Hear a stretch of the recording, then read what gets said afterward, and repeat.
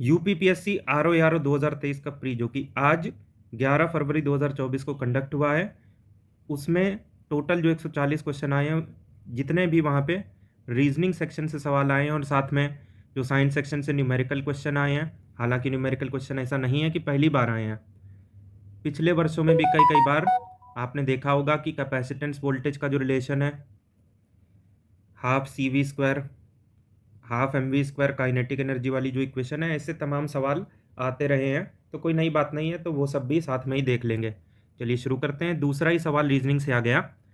Day before yesterday Sunday था, मतलब परसों जो बीता हुआ परसों है वो संडे था, तो इसका मतलब आज ट्यूसडे होगा। तो आने वाले परसों के 3 दिन बाद पूछा है, तो आज हम मंगलवार पे हैं तो परसों होगा थर्सडे।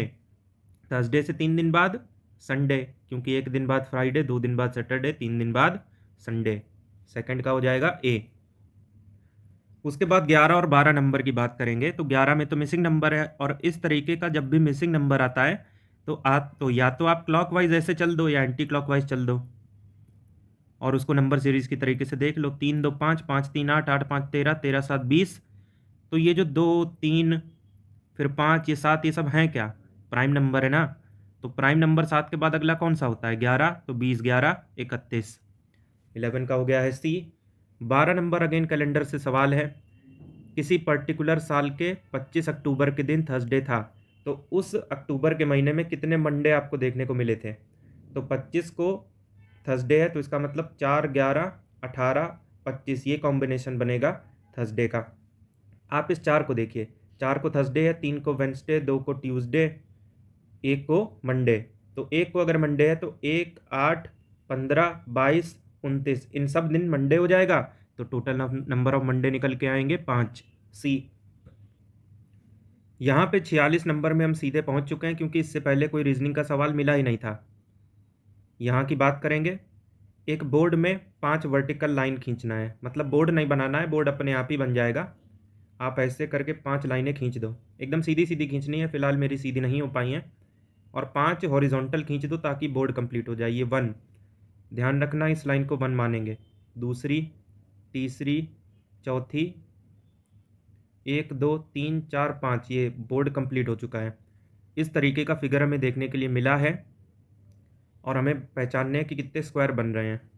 तो जब भी स्क्वायर बना हो और अंदर भी क्या हो, स्क्वायर हो, ये आपको रेक्टेंगल की तरीके से दिख रहा है लेकिन बनाना स्क्वायर है आपने, तो स्क्वायर गिनना है। तो यहाँ पे कितने अंदर फिगर बन रहे हैं, 1 2 3 4, तो उतनी एन की वैल्यू ले लो, एन बराबर 4। और जो इक्वेशन होती है आपकी, नंबर ऑफ स्क्वायर बराबर 1/6 N, N plus 1, 2n plus 1। इसमें रख दो एन की जगह 4, 4 1 5, 4 दूनी 8 1 9, 2 3 ज़ा 2 2 ज़ा 3 3 ज़ा 5 तिहाई 15 दूनी 30। मैक्सिमम इतने ही स्क्वायर आपके बन पाएंगे। उसके बाद 48 नंबर देखेंगे। ये यहाँ पे नंबर सीरीज़ है, जितनी सिंपल लग रही होती है नहीं, क्योंकि गैप लेके आप इसको नहीं कर सकते।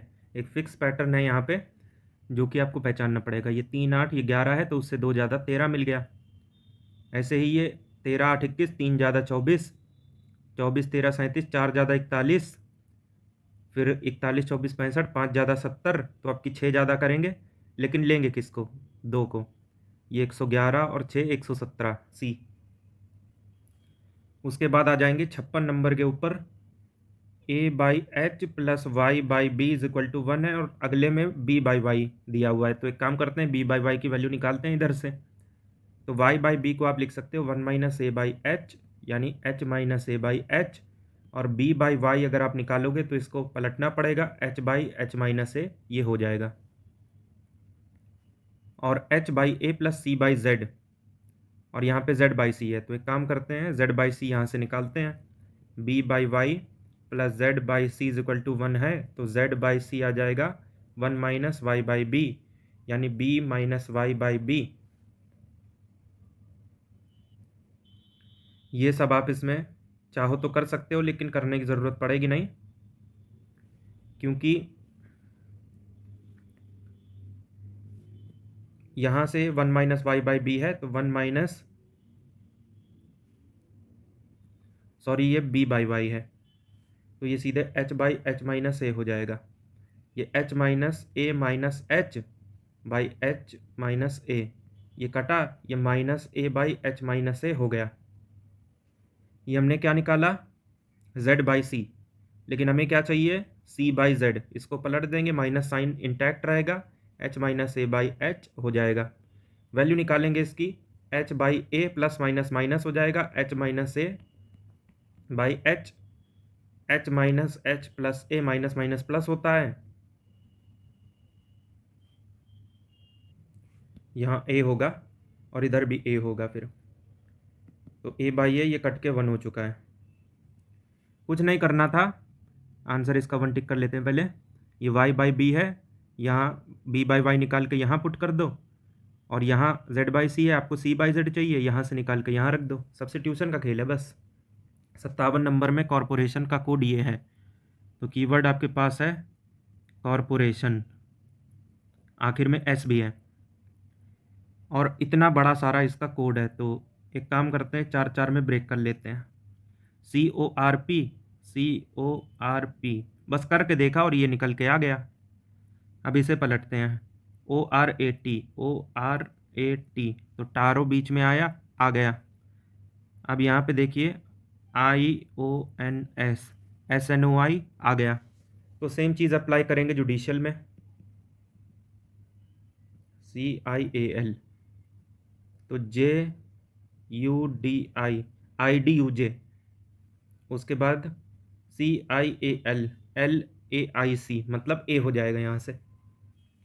उसके बाद ये देखें आप 57 नंबर, इनफैक्ट 58, 15 बल्ब है, 200 वाट हर एक लेता है, उसका पावर है, 24 घंटे जल रहे हैं। कितने यूनिट बिजली लग जाएगी, किलो वाट आवर में निकलती है, ध्यान रखना। 15 बल्ब है तो 15 के लिए निकालेंगे, ये पावर हमेशा किलो वाट में, वाट है तो 1000 से डिवाइड करके इसे किस में कन्वर्ट कर लिया, किलो वाट में। घंटे को उतना ही लेना है, ये 1/5, ये 3 ज़ा 24 तिहाई 72। जैसा कि आप यहाँ पे देख सकते हैं, UPPSC 2025 जो आने वाला है 17 मार्च को, नहीं ये तो 24 वाला है, अगले साल का जो PCS का प्री होगा उसके लिए पेड ग्रुप अभी से शुरू हो चुके हैं। आप चाहें तो इनरोल करा सकते हैं। ज़्यादा जानकारी के लिए डिस्क्रिप्शन में दिए गए नंबर पे कॉल कर सकते हैं। 59 है कि पहली चीज़ तो सम ऑफ ऑड नंबर्स, आपको ऐसे ऑड नंबर ढूंढने हैं जो 14 से बड़े हों लेकिन 50 से छोटे हों।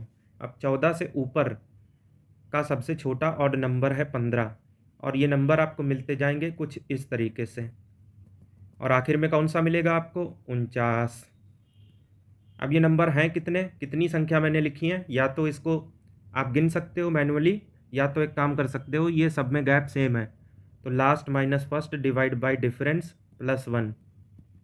49 में 15 गया, 34, गैप है 2 का, 34/2 17, एक जोड़ा तो 18 टर्म्स हैं। और सम कैसे निकलता है, n/2 a प्लस l, पहला और आखिरी जोड़ देंगे, 18/2, और ये 49 15 64, लेकिन इसका क्या चाहिए, 1/4 चाहिए, 1/4,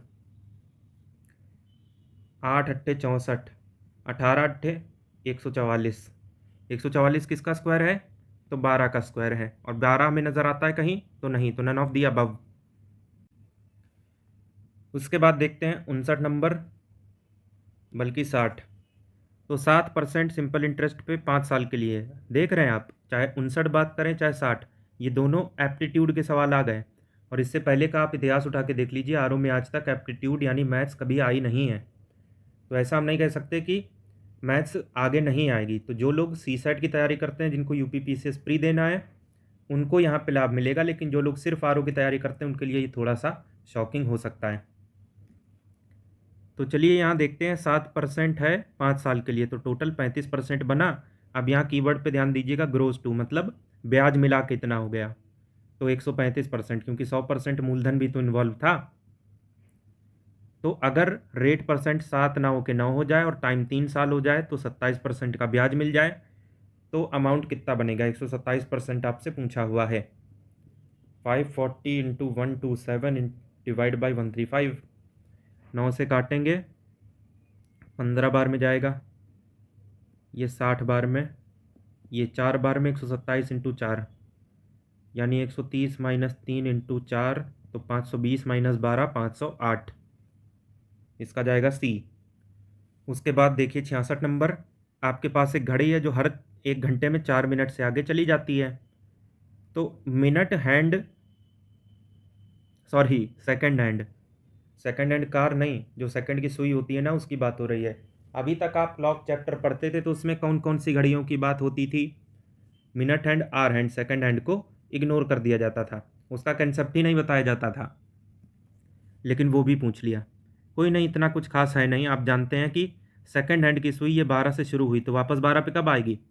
आप जवाब दीजिएगा 1 मिनट बाद।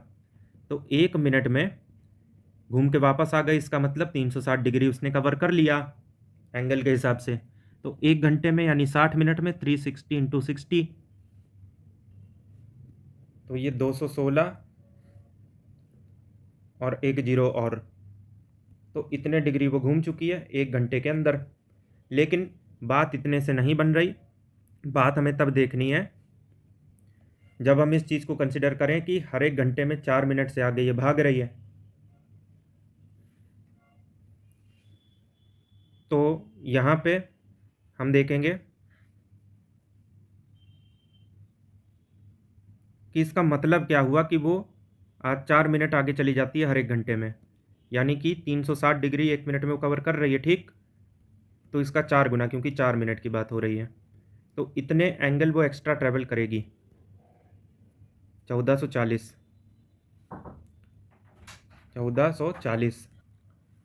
तो ये टोटल बनेगा 23,040।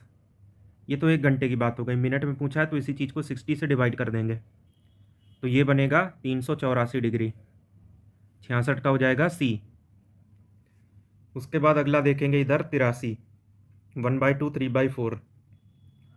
फ्रैक्शन को कंसिडर मत कीजिए, ऊपर नीचे अलग अलग कंसिडर कीजिए। 2 दूनी 4 दूनी 8 दूनी 16 दूनी 32, नीचे 32, 1 3 5 7, उसके बाद आएगा 9, क्योंकि ऑड नंबर सारे हैं।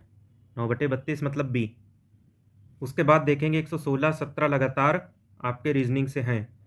वैसे इसको एप्टीट्यूड माने चाहे रीजनिंग माने, ये टॉपिक तो दोनों में ही आता है आपका, वेन डायग्राम। और अगला तो डेफिनेटली रीजनिंग है, डिस्टेंस एंड डायरेक्शन से है। 25 लोगों की बात हो रही है, 12 फ्रेंच पढ़ते हैं, 15 इंग्लिश पढ़ते हैं, 6 पढ़ते ही नहीं है। तो 25 लोगों में 6 पढ़ते नहीं है, इसका मतलब हमें बाकी के 25 - 6 19 के ऊपर फोकस करना है। ये फ्रेंच के लिए, ये अंग्रेजी के लिए। तो फ्रेंच वाले 12 हैं, अब ये केवल फ्रेंच नहीं है, इस वजह से 12 बाहर लिखा। उसी तरीके से इंग्लिश ये 15 हैं, तो 15 12 27 होता है। हमें 19 की बात करनी है, इसीलिए 8 जो एक्स्ट्रा आया है वो यहाँ रखेगा, ठीक। तो इसमें हमसे पूछा है कि कितने ऐसे हैं जो फ्रेंच इंग्लिश दोनों पढ़ रहे हैं, तो वो 8 ही तो हैं, 116 का बी। उसके बाद यहाँ पे आप देखिए लोकेश जो है घर से शुरू होके 15 किलोमीटर नॉर्थ पे जाता है, तो मान लो ये उसका घर है, नॉर्थ मतलब सीधे ऊपर, ये 15, ये यहाँ पे पहुँचा। इसके बाद ये वेस्ट जाएगा इसे, ये 10, इसके बाद साउथ जाएगा इसे, ये 5, उसके बाद ये वापस ईस्ट जाएगा तो 10, ये 10 है तो ये भी 10 होगा। अब वो इधर रुका हुआ है, अब हाउस के हिसाब से उसकी डायरेक्शन कौन सी है? ये ऊपर ही तो है हाउस के, मतलब हाउस के हिसाब से वो नॉर्थ में है। इसके बाद 125 पे यहाँ पे देखेंगे एप्टीट्यूड का, आप इसे समझ सकते हैं, या फिर जिसे परसेंटेज की नॉलेज है उसके लिए तो कुछ नहीं है। x% ऑफ y यानी x/y/100, यही तो हुआ, क्योंकि परसेंटेज जब हटता है तो 100 नीचे आता है, बस इतना ही पता होना चाहिए। तो xy/100 आया, तो y% यानी y/100 हम किसका करें कि xy/100 आ जाए, तो x का ही तो करोगे, तभी तो xy/100 आएगा, x a। 127 नंबर, आप इसे सिंपल कह लें या फिर टफ कह लें, लेकिन ये आ चुका है आपके पेपर में और आपको सॉल्व करना था इसे। कलर रजिस्टर के ऊपर आपने 15 वोल्ट की सप्लाई लगा दी।